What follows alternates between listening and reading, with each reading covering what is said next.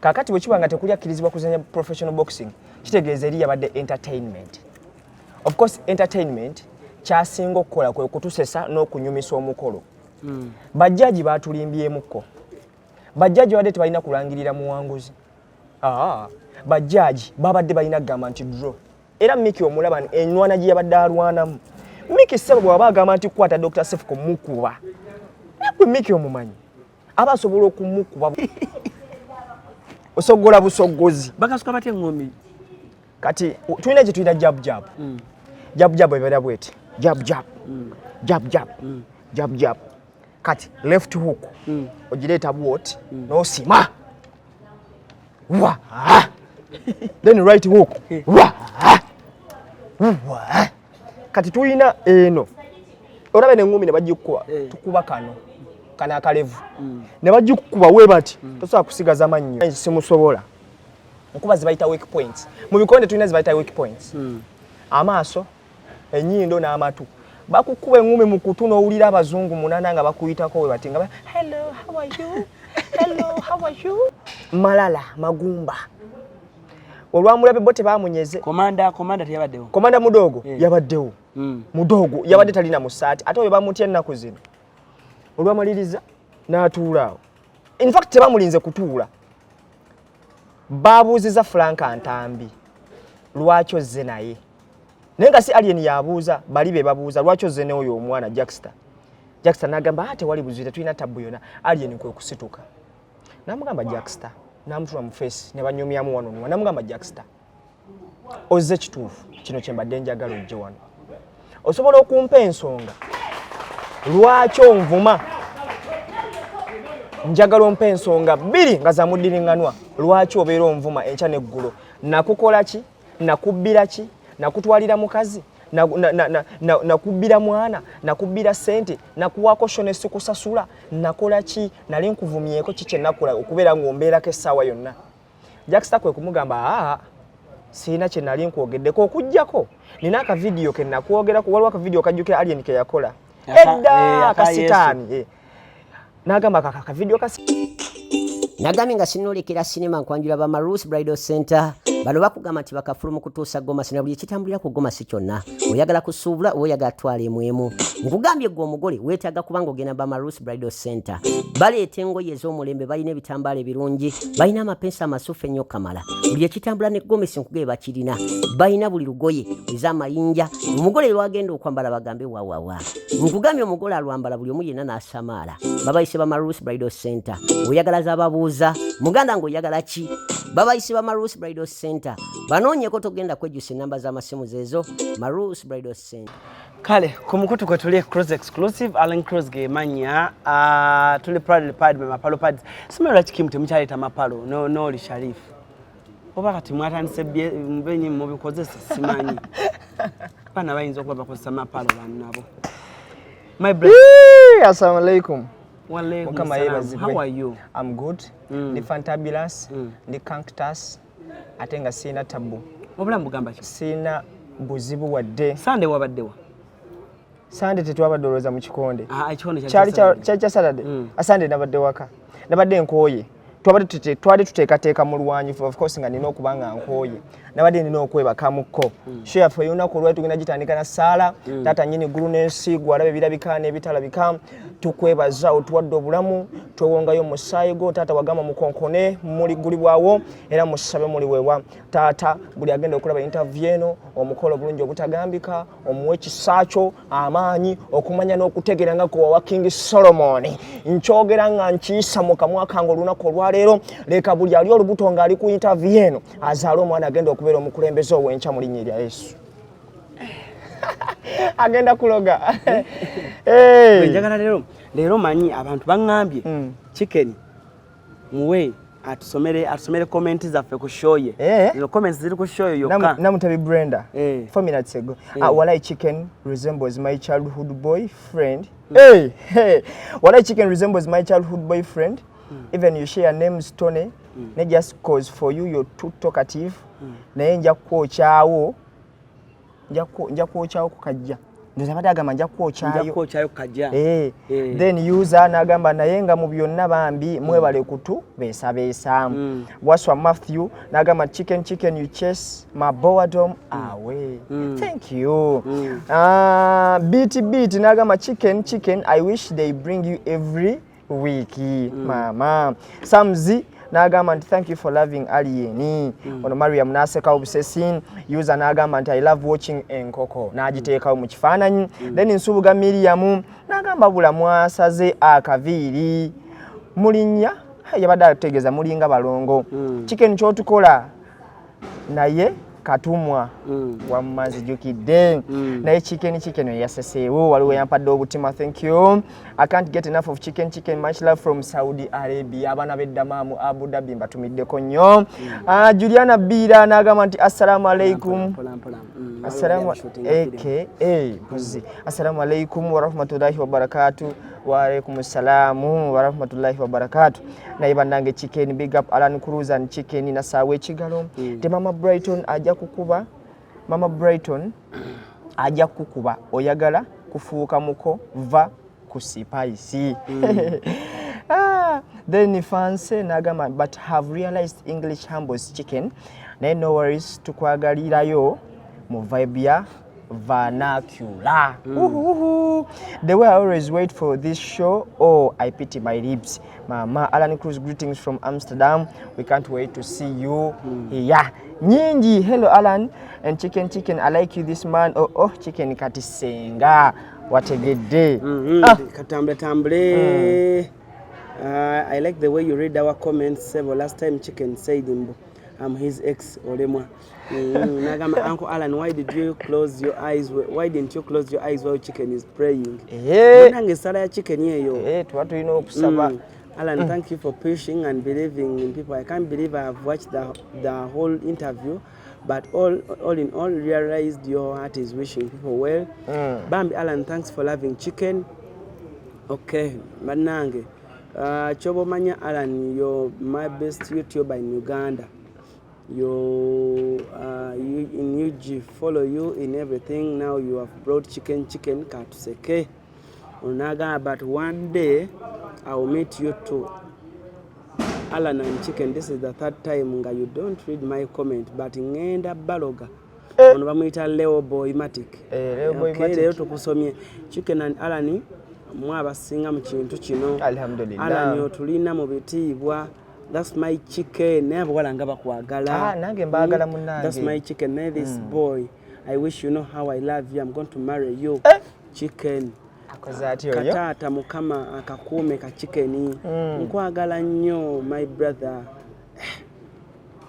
wategedde abantu bakwagala banemwe bale kunja Alan I wish Prospect was in Uganda it would be a great vibe with you bambi ya is my good friend Prospect nyamutekanga ku Zoom hello Alan I love you so much I love chicken for sure you make every day every time Hello chicken interview ninayagadde osomera so much webale kuweereza comment naye mama comments zo naawe nnyingi abantu bakwagala nnyo yabadde yani nga yogera ku birthday birthday post birthday yaddi nga 14 February bannange ebirabo nga 14 February thank you so much for loving us bale nga 14 February ku Valentine ku nnyini ngenda kuba mpeza emyaka egy'obuto najogedde ku TikTok ne magandi n'emyaka 20 najje ngenda okuweza ne batandika okungamba wakapa walo ino kuba na asatu banaye bantu bange bangamba nti nina 20 okujja nga gonzaala awo sobola ogamba nimba naye ng'emyaka bambi I'm going to make 24 nkyali kito ndi kibebi siina buzibu bwonna tubebaza mwenna abatubedde from the ones in simu zeetaaga otteeka mu silent mbadde nzirabidde nozirabye bane musooke mutuleke tuli ku interview ate no munange weewuunya nze naliko ku Top TV mabegakaawo naye omuntu seba akulaba ng'oli ku top nakubira essimu ng'oli kumbe ng'ayagala kubuuza yegwe gwendaba nga ka TV mbanja kufa mangu mbanja kufa mangu cause those are one of my dreams kati bwetuukirira ebiseera ebisinga Katonda ono mulaba simu Katonda ebintu abimu engeri gyabikolamu osanga olinga agamba banaye njagala oggula emmotoka n'agigula 1 week n'afiirawo because abadde ajagala nnyo akaviiri nkasalya wa Beni Baba naye naye akaviiri kano bakanseera nno munnaa kyemeka 2 kitundu bateekamu ki kati nno ensonga yaki bazisera size ebbeeyi yemadde ensalira wano e Kampala of course enviiri tutandikira ku 15 ku mutwalo wabula chances enviiri z'emitwalo ebiri n'ekitundu emabega mubadde mundaba nga nteekako enkoofiira kitegeeza enviiri zibadde zirina obuzibu nagenda nenzisiba emabega kaawo by the way nenteekamu kapaafu nga bolaba kabebekulu kati ne bamala ate ne bayisaayo eno kati bwe bayisaayo enviiri ne zeesika nga bwemba sizisibye kabanga akakoofiira k'abasiraamu kati nga nina okuteekako enkoofiira zisobole okukula eno sayidi ne sayidi kati nagenza okuggyako enkoofiira nga zisakaatidde nga emmyufu zeetaaga okukola treatment okuteekamu ebizigo okukola byabadde bingi maama yankubye 2.2 nenjagala okukaaba naye nga sirina kyakukola enviiri zange yambadde akakooti kalungi ate akasawo ko tokalabye abantu ayewa naawe akaliwa akakooti muzaffalo essaawa yo tewagirabye hannange ojja kuloga Chicken yakodde essaawa ennaku zonsaba abantu nagyegulidde Chemeka najiguze tebaginsedde laisi muku by the way kyensinga okwebaza Alan ebiseera ebisinga bwe mba ngenda okukola ebintu ebimu ngenda okutuuka ng'omuntu gwe ngenda okugulako bambi ate nga faani wange abasinga bambi tebanyigiriza bagamba batya chicken I love you bambi webale kutuweereza webale kutusesa bambi olaba mpona n'ababbi because of chicken kati singa bankuba singa najja wano nga bantaddeko plastic nga weetakule ebbugu muli kuyiseemu si bbugu anti mbadde nva mu buliri sisobola kusula wali biku Alan nze nasomera mu primary sijja kwogera somero lye nasomerako primary naye nga wali ebiku byannuma gwe ebiku ovanga ku kiku ekikujja ku buliri wootudde ne kikwebasa wansi just ofune ku mpewo ebiku byannuma nze banaffe twakulira banenze somero ate nga essomero lino lya bbeeyi nga ne fees twasula bbeeyi naye nga you complain every time bane mufuuyire ku biku ebiku kikuluma n'olungi omubiri abaana of course twavanga mu families zanjawulo osanga oli nga aveeri namatibula kitigumu zombo ne mubireeta ate ebisulo ebikuta ebisobola kuggwamu naddala primaries ezo ebiku bibeera bingi bannaye ekiku kiruma naye ate bw'okulaakulamu n'oweza emyaka egitegeera n'oba ng'okyalina ebiku mu maka naawe obaako ekizibu mpozi nga baabikulogerako kozi eddagala gye liri erifuuyire ki ebiku soko tubuulire Saturday eyo yatandika etya yaggwa etya Saturday yange yatandika eri Dundicus Malingas kigambo kya luzungu Dundicus Malingas twali fabulous nnyo of course twali tulina okuteekateeka omulwanyi waffe Dr. Cephco olunaku olwo yali bato ya Mikey Sims tufane ne Dr. Cephco twatandika mpola Cephco yankubira zalisa of course Cephco nali naye eggulo limu ku Friday twali ku Power King nangamba chicken encha njagala ojje tubeerewo nga tutunda tickets of course ne tugendayo ne Cephco nitandika okutunda ticket white seka ne tugenda mu arcades ezenjawulo ku Hamu bambi abaana baagala Dr. Cephco ne tutunda ticket twali ne team twali abantu bangi kwaliko nze nga kuliko MC Chumi n'abaana abalala Cephco beyajja nabo okulaba nga twongera okuweesa omukolo ekitiibwa twavaawo enjala ng'etuma of course zalinga ssaawa 9 olw'eggulaawo nga olunaku lwonna tubali tusiba tutunda ticket tetwali of course n'omulwanyi yennyini ng'enjala emuluma ne tutembeeta ne tugenda ne tufuna emmotoka yaffe BP eyo gyatambuliramu n'atuvuga of course twali tumuganya okuvuga engeri gyali omulwanyi n'engeri gye kiri nti aludde nga yatomera yakola accident omanye ekintu ekiba omusota gukuluma ne bwolaba omuniya weekanga Cephco takyayagala muvuga n'agamba n'avuga of course ne tugenda wa Cephco gyakola ki gyakasibe wakeewe mu makage twasooka ne tuyitako enansana ne tusanga coach Kawagga of course yabadde coach waffe ebbanga lyonna ng'atraininga omulwanyi okulaba ng'atuuka ku standards ez'abalwanyi remember this kino kankiyiseewo nti Dr. Cephco yakulira be bana abaana baakulira mu gate teyakulirako mu mbeera mbi nti naamanyi ebintu by'okulwana n'okwasolinga ate Mikey ye alabika yakulira mu ghetto nti kati real fighter nti teyeetaga training y'amaanyi okulwana n'omuntu nga Cephco jjukira kati Mikey bwe yakimanya nti yakulira mu mbeera mbi n'ateekawo embeera okulaba ng'ava mu mbeera embi that's why omulaba nti ye brandings okulaba ng'atuuka waali n'afunamu ne kasente naye nga Cephco twamugamba nti omuntu gw'ogenda okulwana naye mulwanyi ebyaddala naye ate Cephco yali tatidde wabula ate ku last moment n'atuuka n'atya ne tumutuuse waka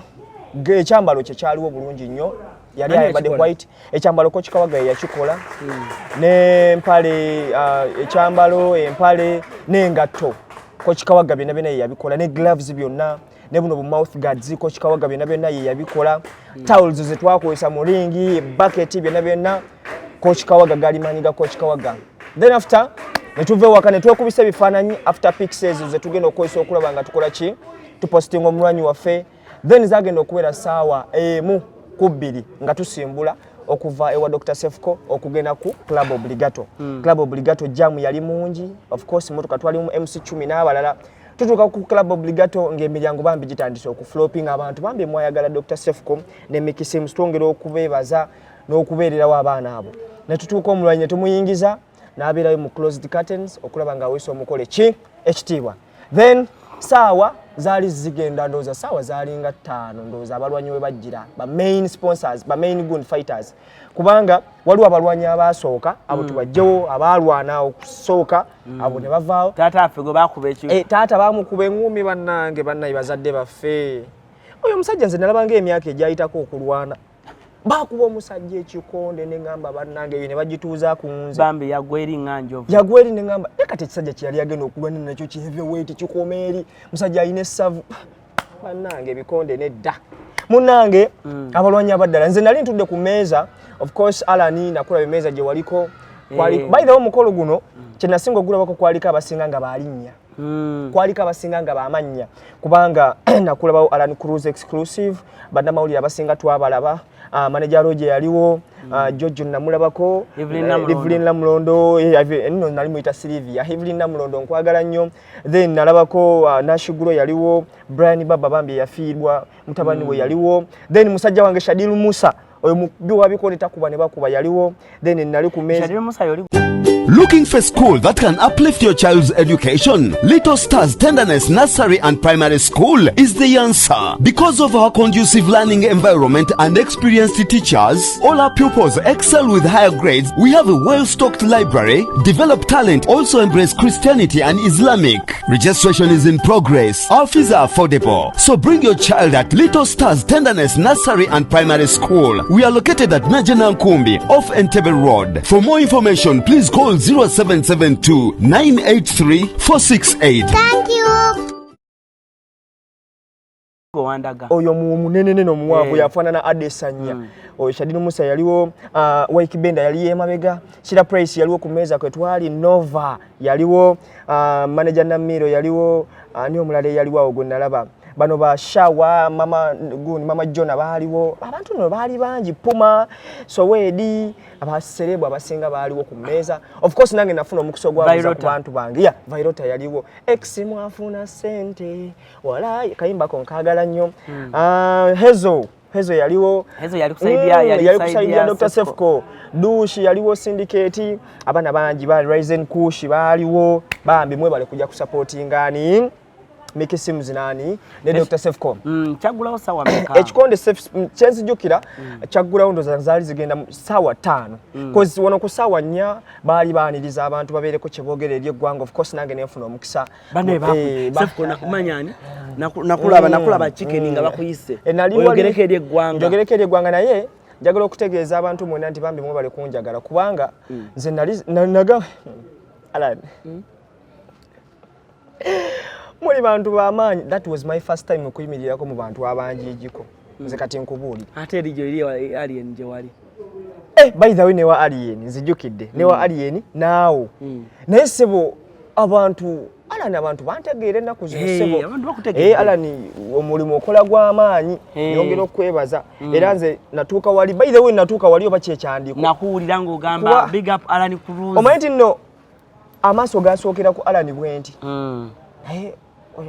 oyo mukazi yali mukazi wo alwa chicken Namulondo oba mukwano ngo ali kati munaye nze ati munaye Alani nze ndwa mulaba n'abakazi naye kuolo namulaba ne Evelyn ne ngamba munayo ezo ba mutukwekanga bulijjo yo twali tutudde butuzi nga Evelyn atudde wano ntudde wano layira Spice wange saamulaba nawulire ennaku najja bunala manager Roger nengamba Spice bwali neleeta mama ndabawo Jojo nawulire obusungu ninjaga Spice bwomulabako olwoli soko mulabako lwendi soko mulabako asipe wayi bwankuba olunjaga leka gwegozo kikola ekyo nabadde ku live eggulo nina gwe navumye bubi nnyo munaye abantu balaba interviews afate ne bajja ku TikTok zaffe ne batandika okutukolerako waliwo yaze najja n'agamba musimanga bulijjo liba wa Spice bannange tukwatagane mu mbeere mu bendala mwagala kunziza mu kkomera mbalaba gye badda bakusenda batandika chicken ekkomera kati mulaba mbadde nnyo ebwerwe muwulira bubi mbadde nnyo ebweru kati muwuli essimu eno nzijukira ogiteeka mu gundi kale ono muwala soko mukwata naye muwala kweri ono teeka mulawo hello wangi mukwano ndi bulungi oli otya siina taabu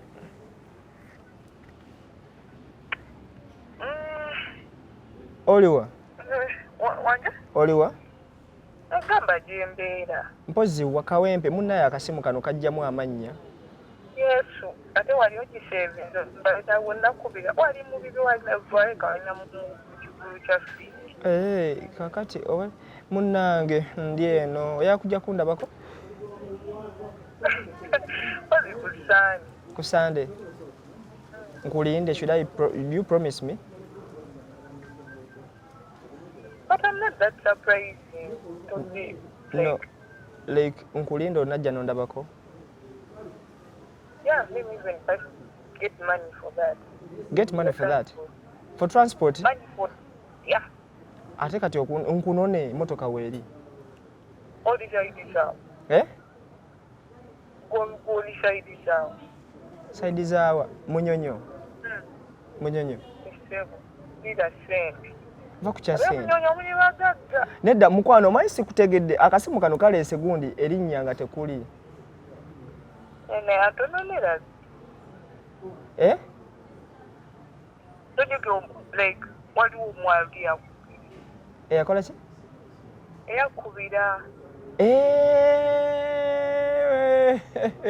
nga ndi ku papazi nedda nga ndi ku papazi nga ndi ku papazi negamba ndi mu kulya mmere.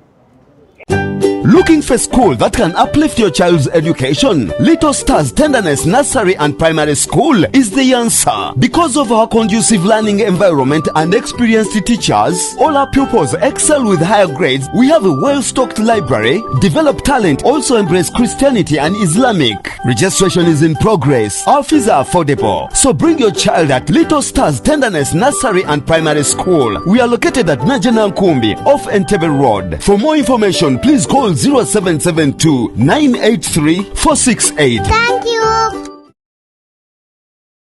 Esi mukasya kano kankwanjulira mami gadgetsi abakola emiramu education gadgetsi zonna mu Uganda balina tablets z'abaana zonna mu bikanga Samsung, Apple, Origimo ate nga balina n'esina keyboard. Balina ebimotoka by'abaana, ebimundu, essaawa, bags z'abaana, bottles, container ng'ogasseko ne building blocks. Balina headsets z'abaana, balina smart watch zonna ate nga ziri origino. Balina wireless charger ate nga basisinkanibwa wali ku Pioneer Mall edduka li PA11 ate ng'osobola bakubira ku 0703-69-69-04. Gambye ekikwasagana education gadgets zonna olina kwekwata mami gadgets kubanga yasinga.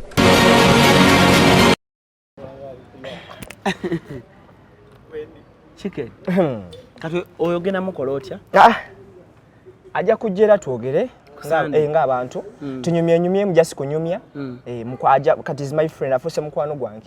I promise you sina kyengenda kukola era nga nkupromising okuwa care nja kufumbira eggulo nafumbya amaji alani nerabidde okuleeterako nja kufumbira amaji olye onyumirwe wena tray amaji gaweddewo eggulo tray ameka tule yagomo 2 kati yagomo 2 so mbagala nnyo bambi n'olwekyo alani omwana ono bannange kasimu kange ateekene mu silent bayinza okuddamu abalala ne bakuba munayimba n'abangi naye kaakati nze mbuuza chicken wange ekigo kyawedde kitya? Ekigo ekikonde tukkirize tugaane Mikey Sims kati tugenda kwogera reality nga tutwadde mu personal feelings however much nze mpagira Dr. Cephco wabula kati njogera reality nga stadde mu personal feelings nga tuze mazima Mikey ne Cephco tekulya kirizibwa kuzanya professional boxing osegera kakati bwe kibanga tekulya kirizibwa kuzanya professional boxing kitegeeza eri yabadde entertainment. Of course entertainment kyasinga okukola kwe kutusesa n'okunyumisa omukolo. Bajjaji batulimbyemuko.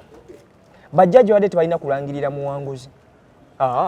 bajjaji babadde balina kugamba nti draw babadde balina okuwanika emikono gyonna nti bonna bawangudde ekyokugamba nti Mikey awangudde bakozeemu bubi kubanga this was entertainment era Mikey omulaba enwana gye yabadde alwanamu Mikey sebo bw'aba agamba nti kwata Dr. Cephco mukuba nakwe Mikey omumanyi aba asobola okumukuba bubi nnyo Dr. Cephco tabaddeeko mu mbeera ya kulwana tabimanyira n'ebikondo omulaba engeri gy'abadde alwana era ne Mikey ng'alwana amulekeramu kubanga this is entertainment ne bajaji bote basomye kodi babadde balina okukwata Dr. Cephco ne Mikey ne babawanika nti bonna bawangudde ne ba draw nga bwe twakikola ku bato ya Shibanani ne Cindy nti bonna baabaleka tebatuwa muwanguzi ne batugamba muwanguzi tujja kumulangirira ne wano wekyandibadde but of course abantu banyumiddwa gano goge mazima people enjoyed kankubuli ebino bikonde ebyasoose byo byabadde professional round yesoka yabadde etya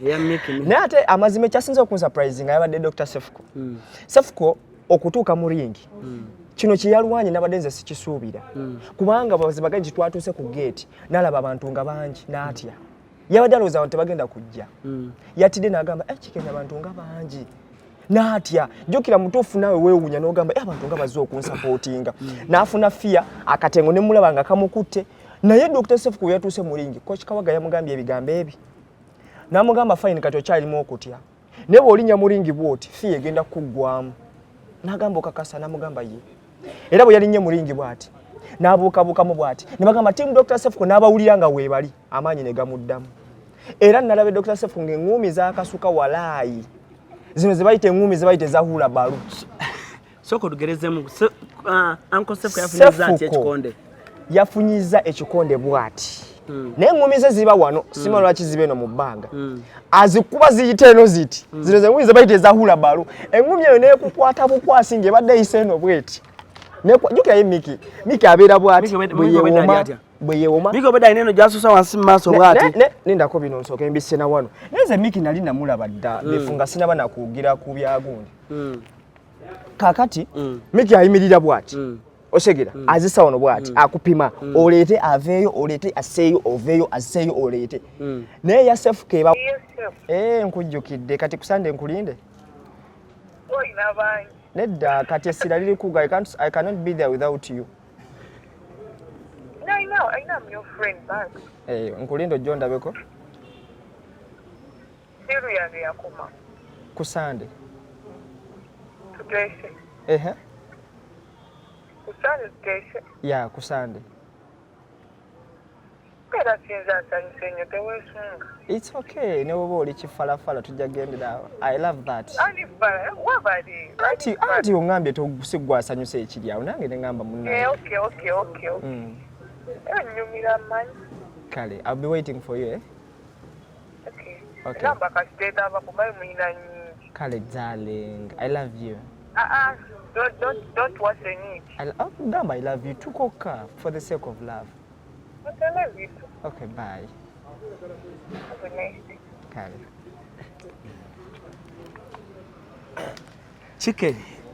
Chicken n'abawala omuwala akubye nga tuli wano ku show bw'ati so chicken ku Sunday ndowooza ku Mando jjo tubuulire temuvaawo katumulemu katuno tukomewo wano eno enguumi ebadde enjalaasi bwe banga yakutte n'enoga agikuba atya agikuba ati eringa ngolo tukiyita kusoggola lumonde agikuba ati bene ngumi nekwata mu kawombo Uganda bagira ngumi ensoggo ensoggo oba mu luzungu bahula balu eyiteti Cephco zene chasinzo kunsesa Cephco yabadde mulwanyi wange nena tose nenseka akasaja kamuletedde ngumi ezali tiyitye na emina mozona nakola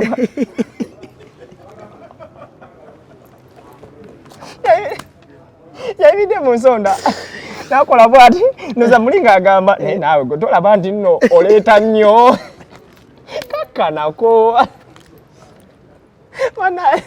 Mikey alizinyuminga nyingi ayaya Mikey raundi kyeyo raundi yasoose sebo Cephco yabadde ng'agyefuga yakoze bulungi performance yabadde nnungi nnyo ng'azireeta bwati waliwo gye yavuddemu bwati bayagivuddemu by mistake ne ngamba yoyo wange champion Cephco naye waliwo rawundi awo eyokusatu awo eyokubiri awo nga gasi ng'akendedde omusajja yatuuse mu nsonda n'akola bw'ati n'akola tya bw'ati nasaya akagulu bw'ati namala n'akola bw'ati aga naawe kakkana nze kati noza muli mutima ng'agamba kakkanako naawe gwe tulaba nti nooleese nnyo naye nga for the hype bambi entertainment yabadde mulungi nnyo people enjoyed. Yeah, thank you so much Mikey ne Cephco instead of ebintu by'okweteega ne mwekuba ne mukola katwagala ya Fiki Gaza ne Alien eyo tesoboka Fiki Gaza ne Alien Skin ne bategeka fight ebyabwe tebibamu entertainment bali boy babanda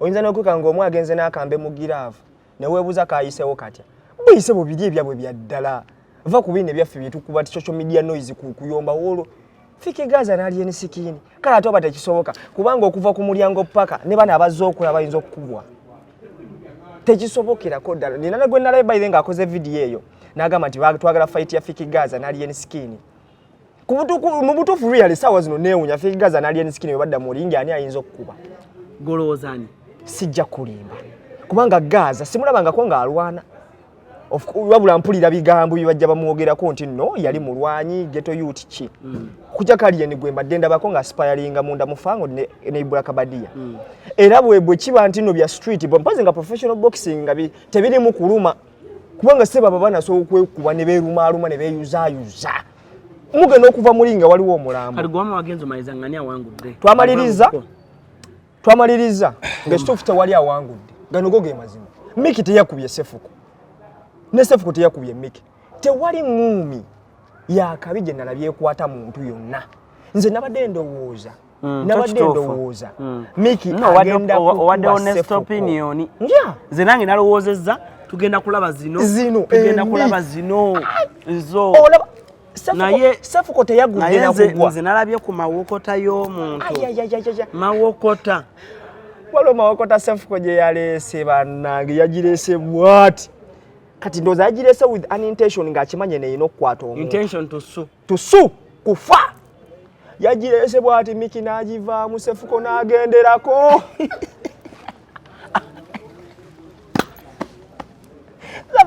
Cephco yagendeddeko n'akomanga eri mu miguwa namugamba nkuwe ani agambye Dr. Cephco kyemwagalako kiri kimu tagiving up waliwo Mikey oyakoledde bwati Cephco ane Cephco yagudde mu miguwa mweyo time nagambye musajja wange bamusse nakalabye nebaza Mikey bayire nebaza ne Mikey obutaba wa mutima mubi nze era namugambye ne ku motoka ye ne mugamba all in all me I grant you as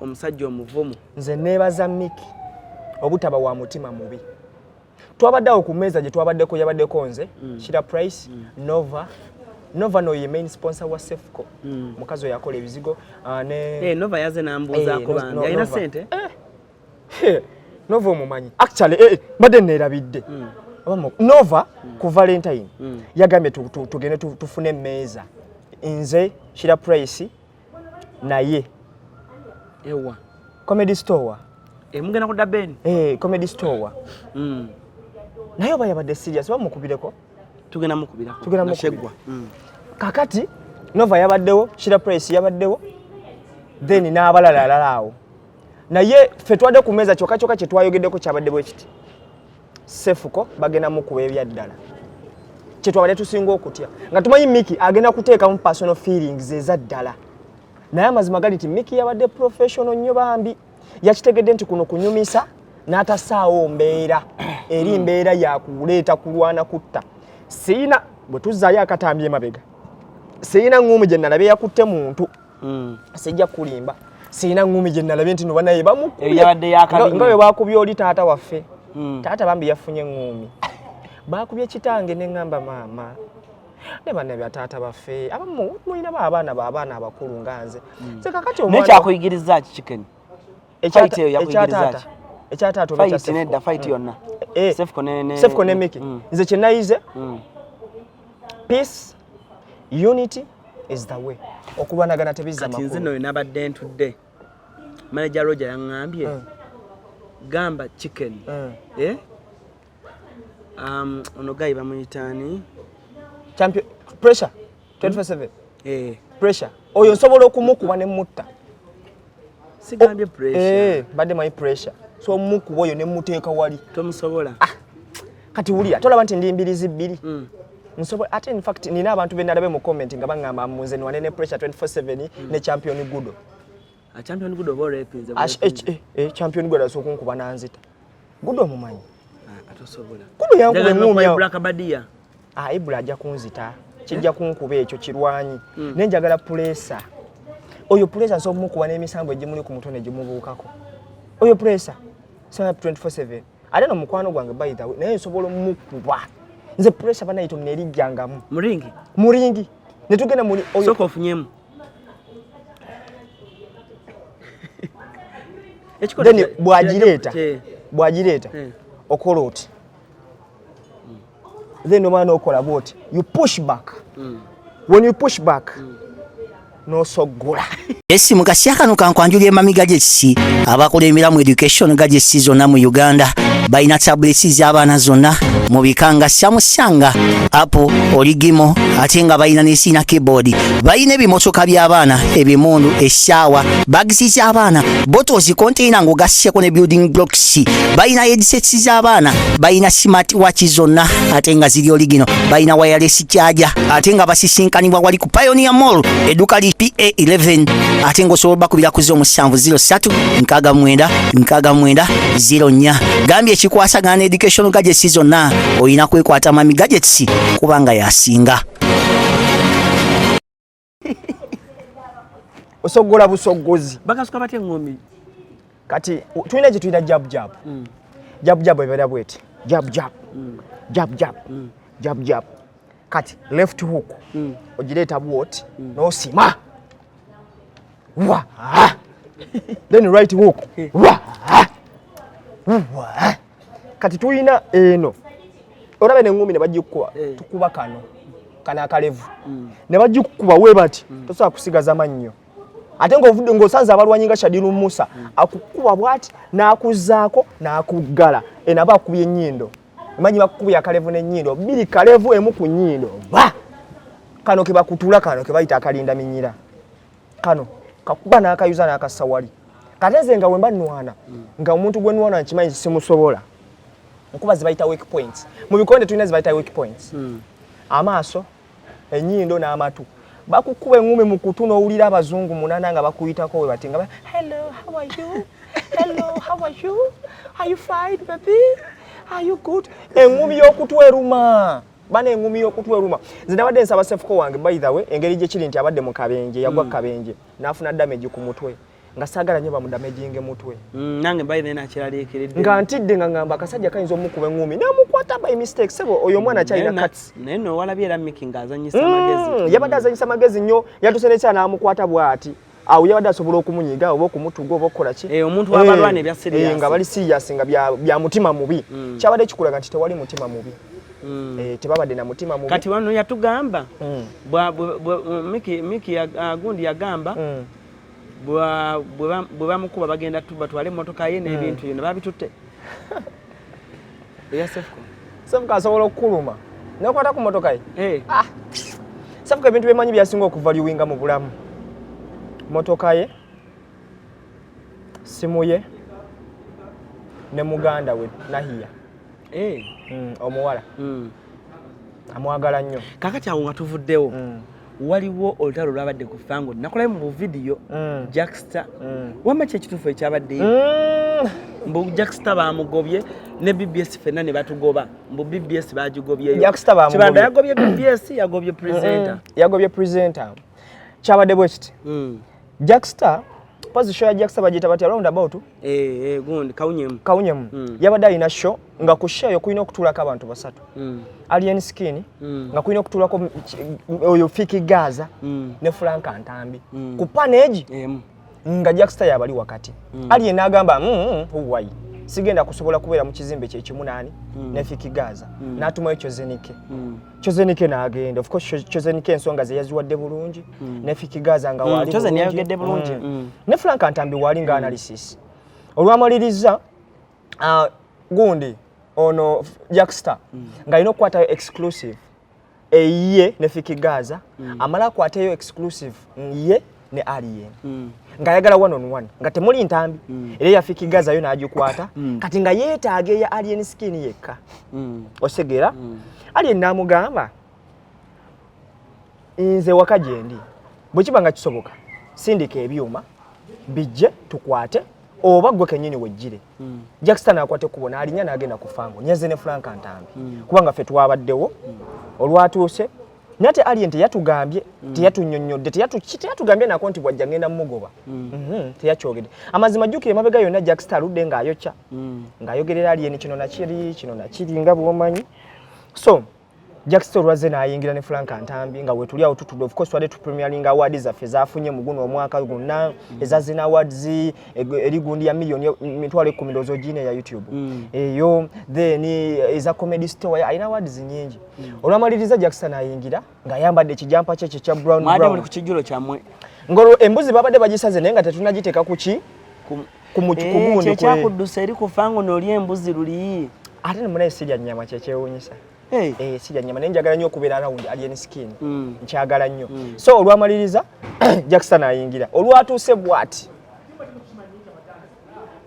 Bayibula Kabadia ne bamulaba Bakunga Bajulio da Siza Malala Magumba olwamulabe bote bamunyeze komanda teyabaddewo komanda mudogo yabaddewo mudogo yabadde talina musaati ate oyo bamutya ennaku zino olwamaliriza n'atuulaawo in fact tebamulinze kutuula babuuziza Frank Antambi lwaki ozze naye naye nga si Alien yabuuza bali be babuuza lwaki ozze n'oyo omwana Jackstar n'agamba ate wali buzira tulina tabbu yonna Alien kwe kusituka n'amugamba Jackstar n'amutula mu face ne banyumyamu wano n'amugamba Jackstar ozze kituufu kino kye mbadde njagala ojje wano osobola okumpa ensonga lwaki onvuma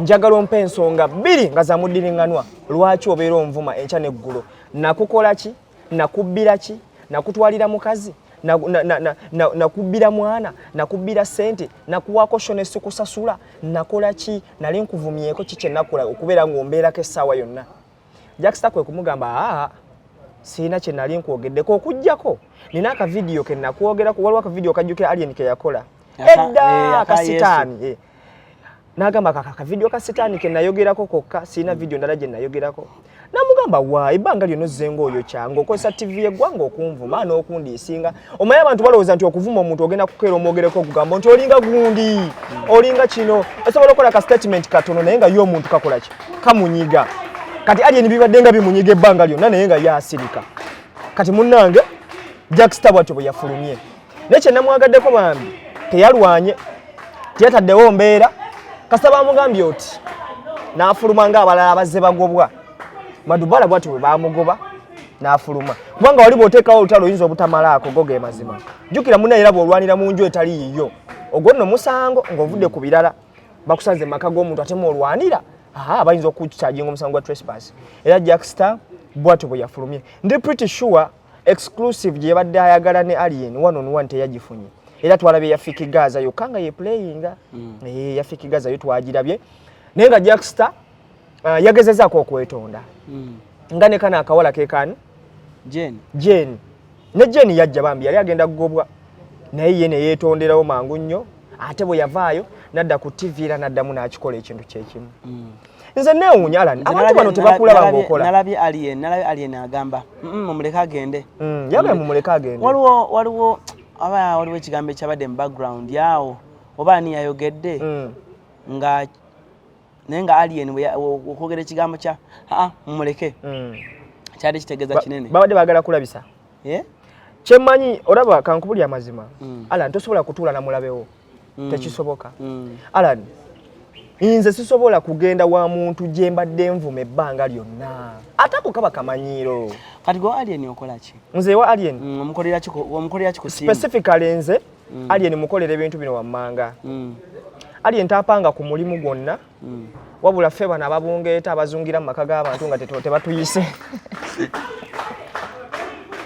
ekituufu kiri nti nze Alien sirina mulimu gwe mukolera wabula nyumirwa nnyo okumubeera okumpi abantu bayinza okulowooza nti nno banze mwogezi wa fangoni oba kinedda alien tampanga ku mulimu n'ogu wabula nze bwe mpulira nti alien gyali ewaka era birthday yange ejja bannaye mugirinde gwe linda drop yange eya alien ate kati neeyiyo gye nsooka Alan tokikola tonvaamu Alan oli mutu wange kyogamba chicken birthday no lindako waliwo yansuubiza iPhone 14 ani banayo mukyalo oyo sesobola mwerabira omukyala yansuubiza iPhone 14 eggulo nga tuli ku live nabadde ku live eggulo omukyala nagamba I'm going to give you an iPhone 14 nangamba I'm going to pay for you rent for one kansoke mukulaga omukyala wano yogimanya Alani for 1 month lindako mukulaga omukyala oyo bamuyita boss lady ali America uno boss lady yoyo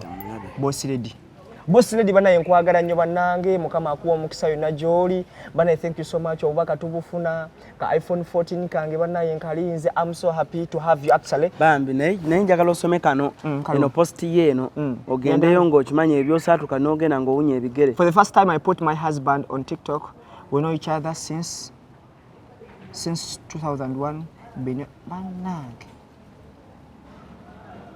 sisaatuuka sisobola kusaatuuka n'abagagga bange ng'oyinza ogendayo ng'owunya ebigere omanyi ogenze ku mugongo simanyi bakugye batya boss lady nkwagala nnyo bambi ka iPhone kange nkalinze simanyi kajja ddi she even promised me rent naye akuketaaga babiwenze emideliveringe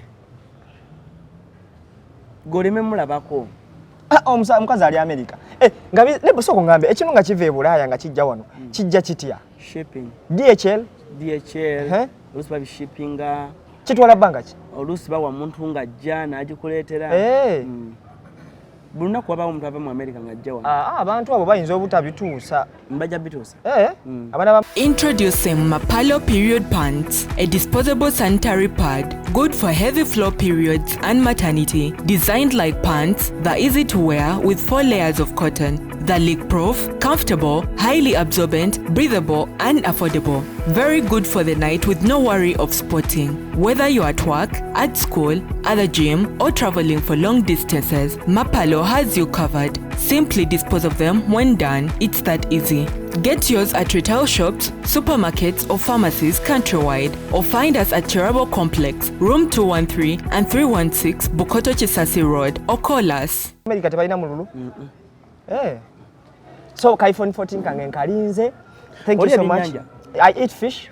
Ndiye byennyanja ndiye enkoko. Tugenda ku kabeera. Yewa. Mulungu. Ebyennyanja by'emulungu sibyagala. Biba binene nnyo mwe mtu akuwengege bweti. Ate nze ndi kasajja katono ndi amuliiso. Lero ngenda kulaga engeri gye balyamu akennyanja. Nga siridde liiso lyokka. Na waliwo omuwala gwe nalina yagenda Dubai banaye omuwala oli yali anjagala.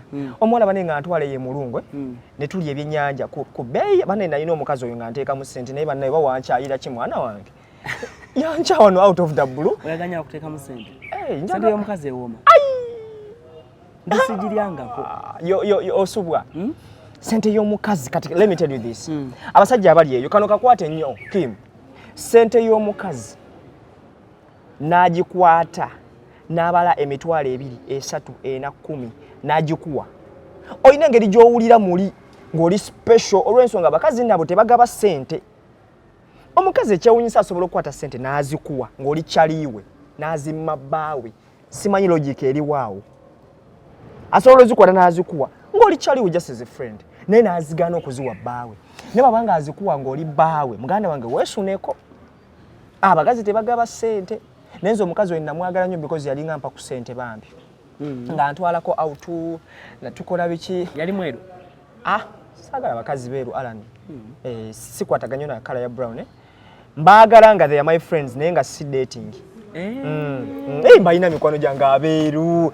Abakazi abeeru banyuma otambula nabo. Ajjukira abeera shoutinga n'ali eri abaamulaba. Osegeera. Kazi abeeru. Ne Alan tukwebaza by the way n'ekirala.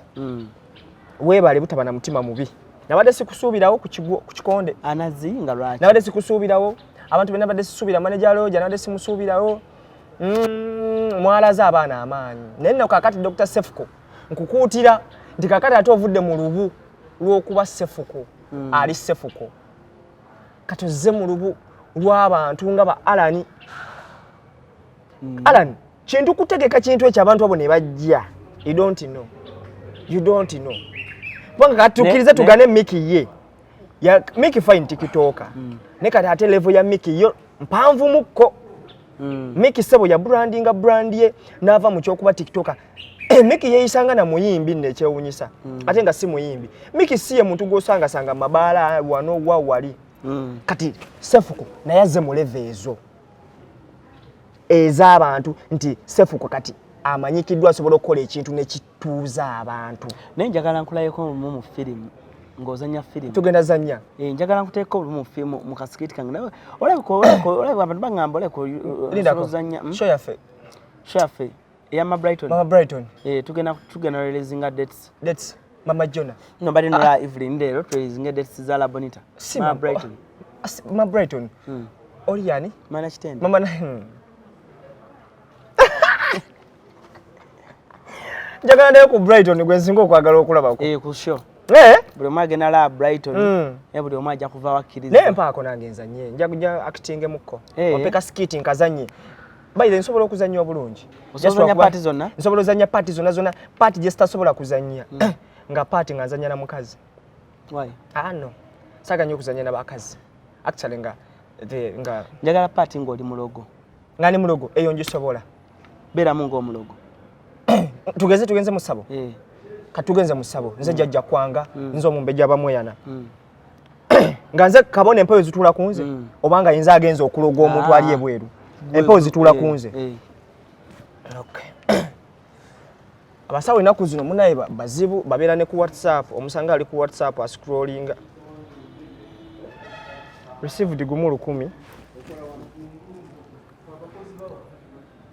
Rita gwaddi tuyinza okuba tuganga gwajjo. Guno saa 8. Rita nabiteeko saa 8:47 balance. Guno gwajjo. Ani squad gwajjo. Waliwo yampadde mbadde manyi guzze kati. Onkoza bubi. Manyi guzze kati. Gwe osanga omusawo ngali ku WhatsApp. Ngaina gwayogera naye. Olutuuka empewo ye ne zimukwatirawo. Masukulu. Ali atya munange mwana bwange.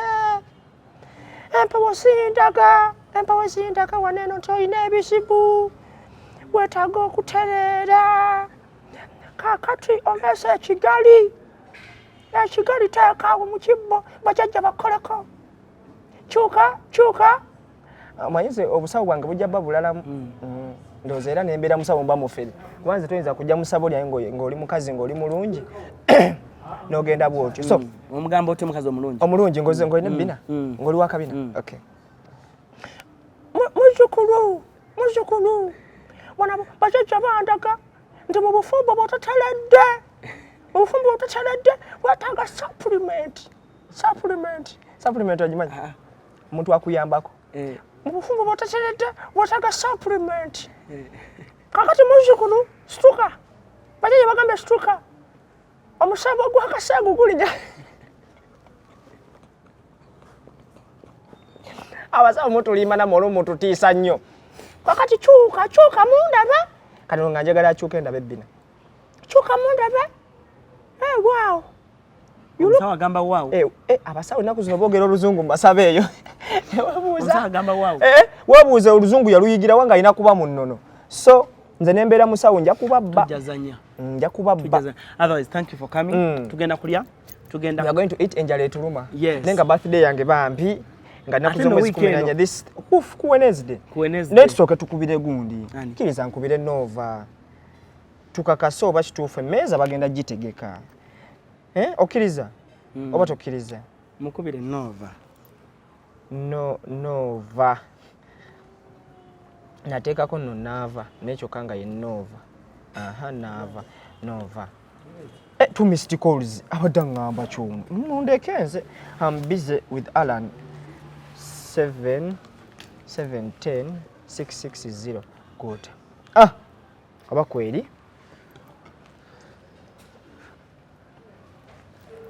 Kweli. Bana yako. Hello. Nova. Oli otya mukwano? Are you fine? Ontegedde? Ontegedde? Kaakati mukwano mbadde nkubuuza nti tuli serious ku program yaffe ya Wednesday. I have to confirm kubanga eno wiki yonna is fixed. Okay, oli fixed ye? Kale. Jakuba nkolera wakabono byendi mukole biri very good. Okay, gundi abadde yakubuuzaako. Ani? ALLANCRUZ. Ababuuzeeko. Kakati okimanyi nti musajja wange omumenye omutima. Kikene? Agambye abadde amanyi mbu olwokusatu agenda ku comedy store wasimanyi waliyo Dabeni wamusuubiza emmeeza birthday ye. Bananga booking bale byerabidde n'obyerabidde ebyo nabyo. Abadde era yabadde yeesunze naye kasooka mutemi n'omugamba nti yet confirmed ndi busy. Tebo ya meka? Tebo isi ya milioni 2. Milioni 2 oba milioni 1. Naye kati musajja wange y'omukozi otya chicken. How much is the table? I'm not sure. Siri sure pose tujja buuza. Oba chicken bamusasulire ordinary agende yekka. Bajja musasulira chicken agende yekka. Agende yekka mu ordinary mu ordinary ne hano yayagala VIP. Mugamba kako ku chicken. Nova.